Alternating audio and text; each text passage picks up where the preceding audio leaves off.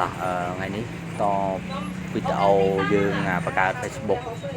រយៈពេល1ថ្ងៃវាឲ្យលេងហ្នឹងហើយឥឡូវយើងចូល Facebook យើងបង្កើតសិនមិញមកសិនមិញយើងបង្កើតលើនេះ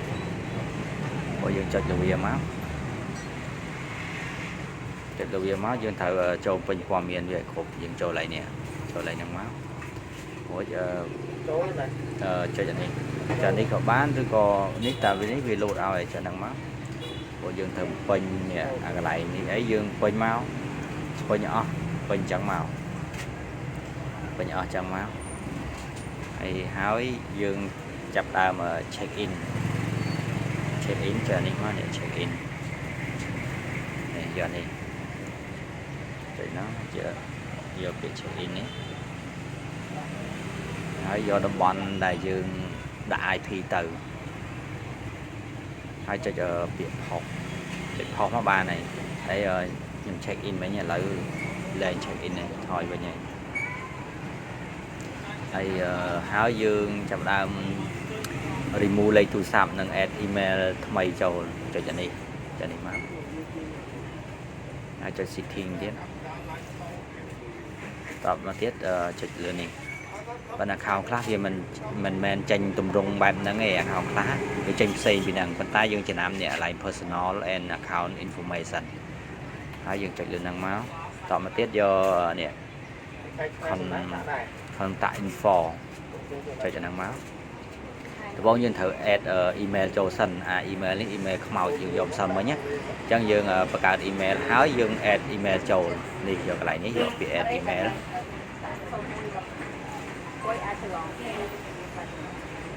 ហ្នឹងហើយកន្លែងនេះវាឲ្យ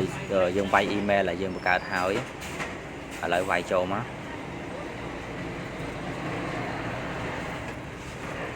Nelly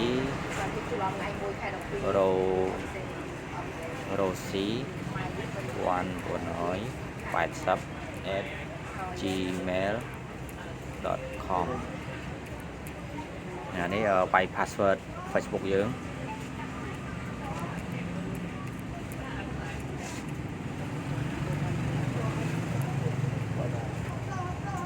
ច្រឡំចាំតិចនេះអត់ចុចកន្លែងនេះជាតវាយ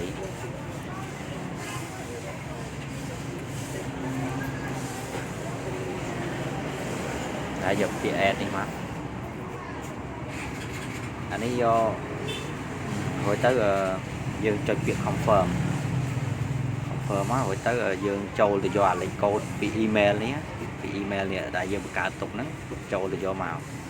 ចាំតិច12 11 5ហ្នឹងហើយរួចចុចពាក្យ confirm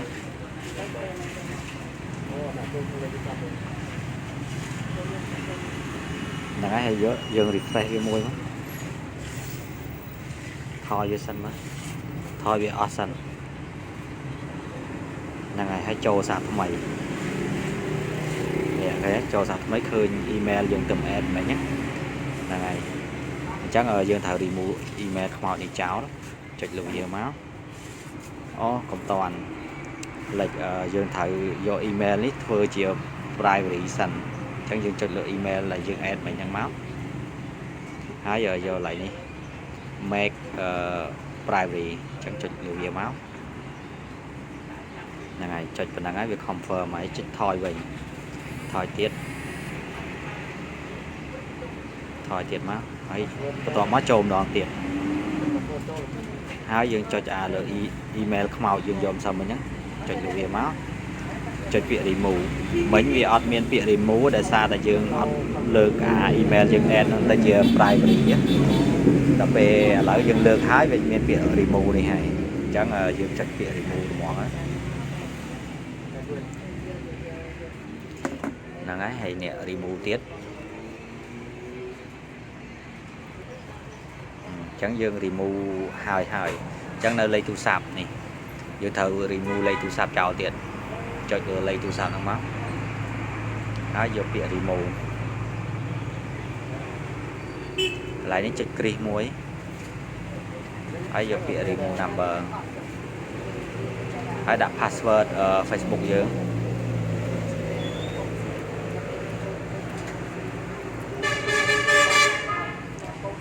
បើយើងអត់ remove កណីថ្ងៃក្រោយវា check point វាទៀមទាលេខទូរស័ព្ទហើយយើងយកលេខទូរស័ព្ទគេមកបង្កើតអញ្ចឹងយើងអត់មានលេខកូដពីលេខទូរស័ព្ទហ្នឹងត្រូវ account ហ្នឹងត្រូវខូចហើយអញ្ចឹង remove ចោលហើយទៅនេះ remove អស់ណាដល់សល់តែ email មួយដែលយើង add ចូលហ្នឹងទេហ្នឹងហើយថយវិញអស់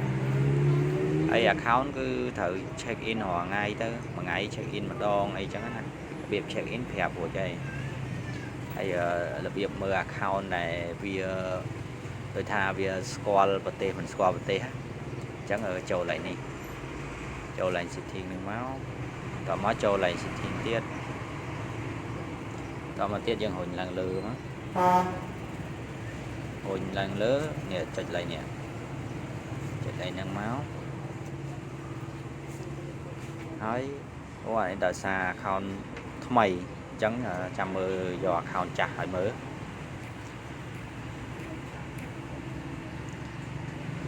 ហើយករណីដកលេខទូរស័ព្ទហ្នឹងប្រសិនបើយើង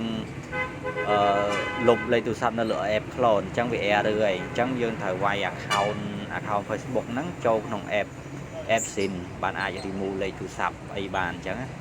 ឥឡូវមើល account ថាវាស្គាល់ប្រទេសមិនស្គាល់ប្រទេសនេះអានេះវាយ៉ាងចាស់ខែដែរចឹងទៅវា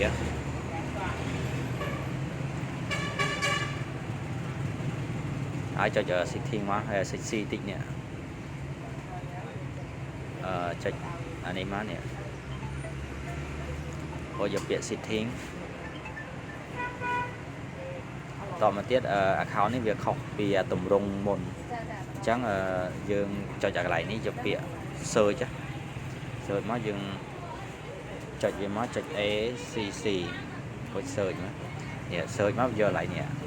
seek profile information ចុចហ្នឹងមកបន្តមកទៀតនេះចុចកន្លែងនេះ account ខ្លះមិនបាច់ចុចក៏វាចេញដែរ